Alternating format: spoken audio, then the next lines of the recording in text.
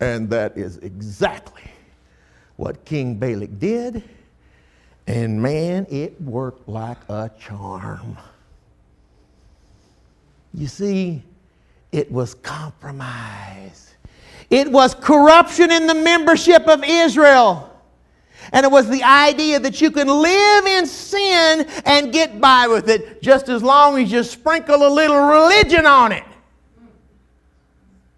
And you can live like the devil, but still call yourself a child of God. Have you ever known any people who believe like that, folks?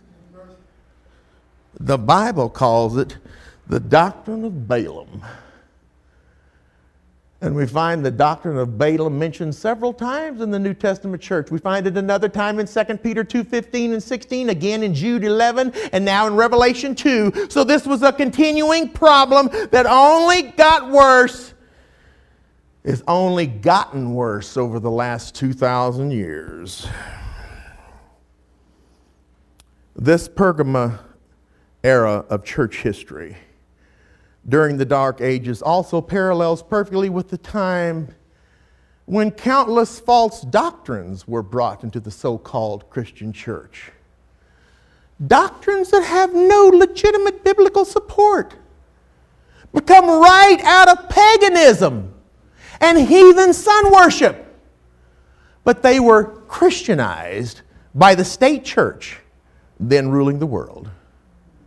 And this is why reformers like John Calvin and John Huss and John Knox and Hugh Latimer and Martin Luther and Philip Melanchthon and William Tyndale and John Wesley and John Wycliffe and Ulrich Zwingli all rose up in protest during the Reformation because they could see so many false pagan doctrines that had been brought into the church that had no legitimate biblical basis whatsoever.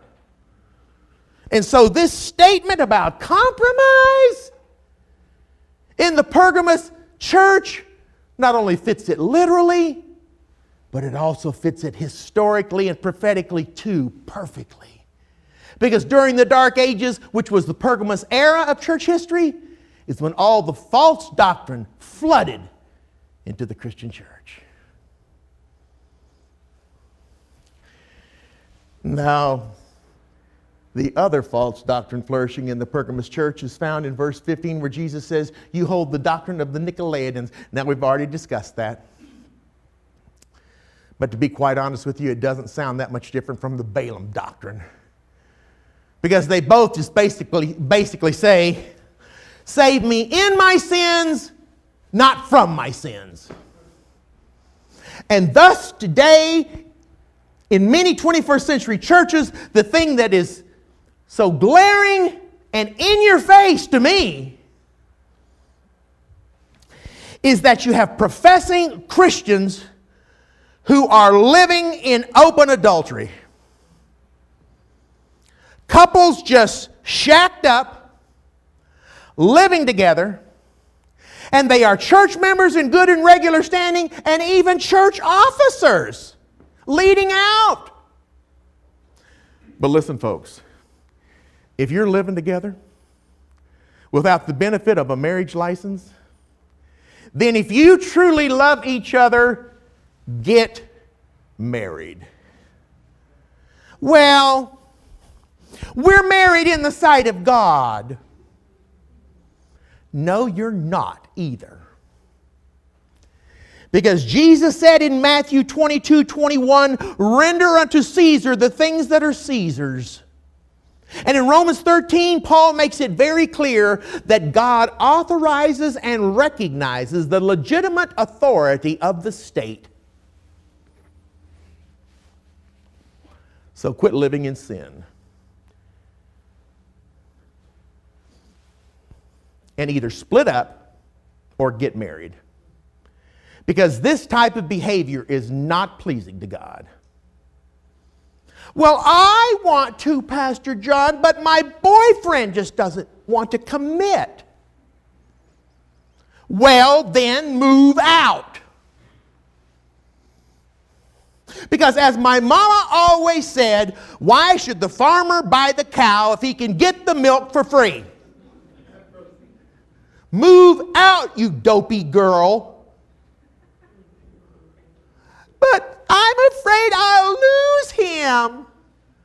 Well, listen, honey, if he won't marry you and he lets you move out, trust me, it's the best thing you ever got rid of. But you don't understand, Pastor. He can't marry me because of his mean old former ex-wife. His ex is terrible. And she has him all tangled up in their divorce. So he can't marry me right now because of legal reasons. He wants to, but he just can't because of his terrible ex. Do you know how many times I've heard that? In my 30 years as a pastor, that is the lamest excuse. And the reason I know it's lame is because when that same guy really wants to get married, woo! Zoom! All of those legal problems that he had mysteriously get settled overnight. I have seen it time and time and time and time again. He can't get those legal problems taken care of for all. Finally, the girl gets sick and moves out.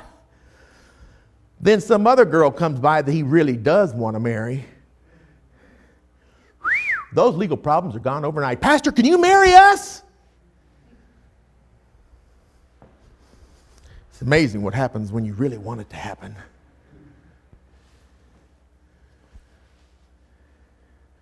Where's your brain, honey? He either marries you or you are gone. End of discussion. And before you others get too comfortable, there are some other things for us to talk about. For all you thieves out there who are stealing from the Lord by not returning a faithful 10% tithe from your income to God. Boy, it's quiet out there. In addition to your faithful free will offerings to support your local church and the world field, that also goes for shady business practices and fraudulent income tax returns, of which you will go to jail for. And the list goes on and on and on. Christians need to be above reproach and quit dragging God's church through the mud with them by their sinful practices.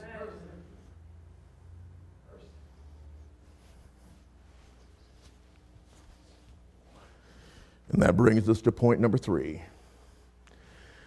Concerning the Pergamos church, their triumph. Point number 3, their triumph. So what does a loose living church do to correct itself? How does a loose living church member get their life straightened out?